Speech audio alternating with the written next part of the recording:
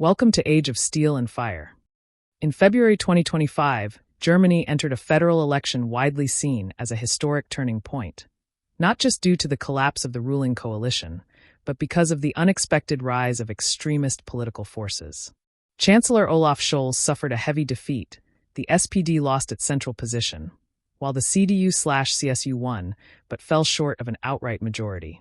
Most notably, the far-right AfD surged to second place, forcing Germany's entire political system to confront its vulnerabilities.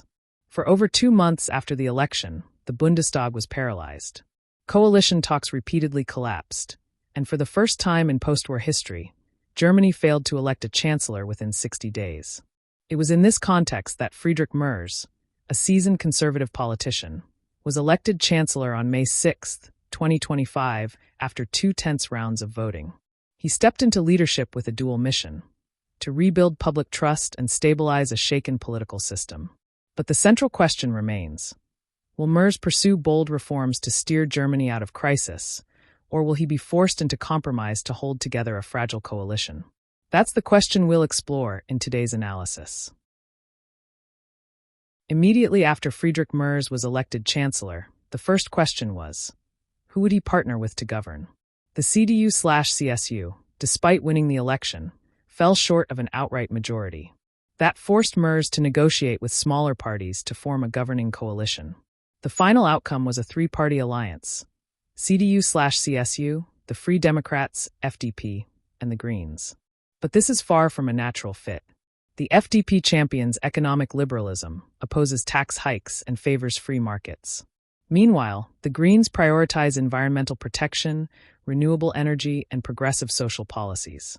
These 2 parties have clashed repeatedly in past governments.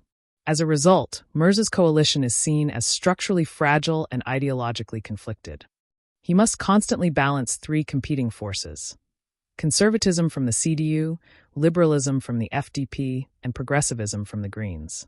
That's why many analysts believe Merz's government cannot pursue bold reforms without constant compromise. The question is, can he maintain stability without losing his political direction?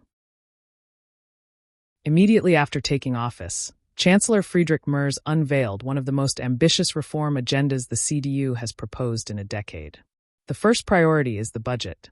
Merz pledged to rein in public debt, cut inefficient spending, and restructure social subsidies.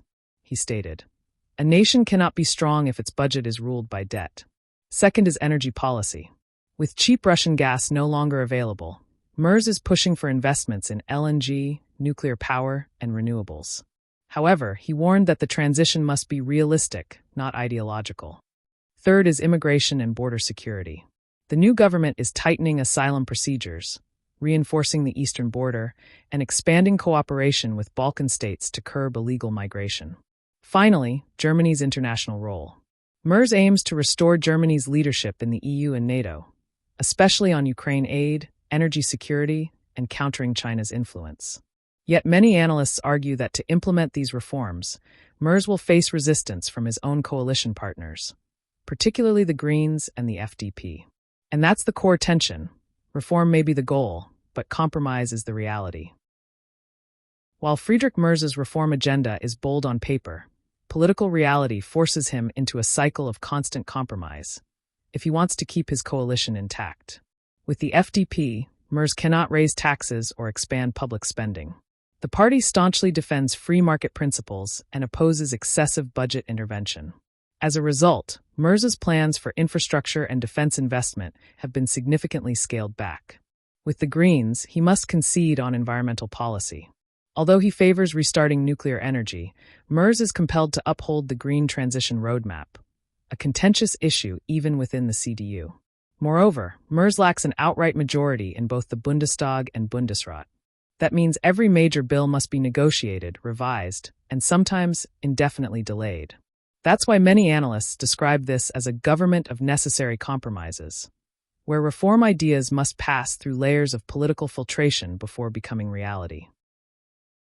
Even after forming a government, Friedrich Merz cannot rest easy. The challenges he faces come not only from parliament, but also from a restless public and a society in flux. First is the economic recession. Germany is experiencing its longest period of negative growth since World War II. 3 consecutive years of GDP decline, plummeting consumer confidence, and stalled private investment. Citizens are beginning to ask, does the new government have what it takes to revive the economy?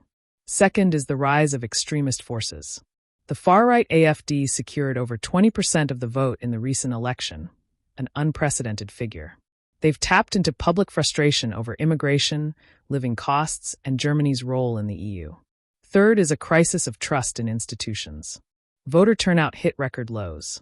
Many young people feel politics no longer represents them. Protests against the government have become frequent in cities like Berlin, Leipzig, and Hamburg. In this context, Merz must not only manage a fragile coalition, he must also heal a deeply polarized society. And that's a challenge with no easy solution. As Europe's largest economy, Germany is not just a country. It's a cornerstone of the European Union and NATO. That's why any shift in Germany's government sends ripples across the global stage. Under Friedrich Merz, Germany's foreign policy is being reshaped toward a more pragmatic and assertive stance. He has pledged continued support for Ukraine, while urging the EU to be more transparent about budget allocation and impact. On energy, Merz is pushing for deeper cooperation with the US, Norway, and North African nations to secure stable LNG supplies. He also backs the creation of a European energy alliance to reduce dependence on unfriendly states. In relations with China, Merz takes a tougher line than Scholz. He has warned of technological risks and espionage, and called on the EU to develop a unified strategy to counter Beijing's growing influence. However, Merz's foreign policy has drawn mixed reactions. Some EU members worry Germany is becoming too pragmatic, while human rights groups criticize tighter immigration controls and security partnerships with countries that have poor human rights records. Still, one thing is clear. Under Merz, Germany is striving to reclaim its leadership role in international institutions, after years of being seen as directionless and slow to respond. Friedrich Merz assumed the role of chancellor at a moment of profound turbulence. Political crisis, economic recession, social polarization, and a shaken global standing. He brought with him an ambitious reform agenda, spanning budget, energy, immigration, and foreign policy. But the path to implementation has been anything but smooth. A fragile coalition, pressure from opposition parties, and skepticism from the public.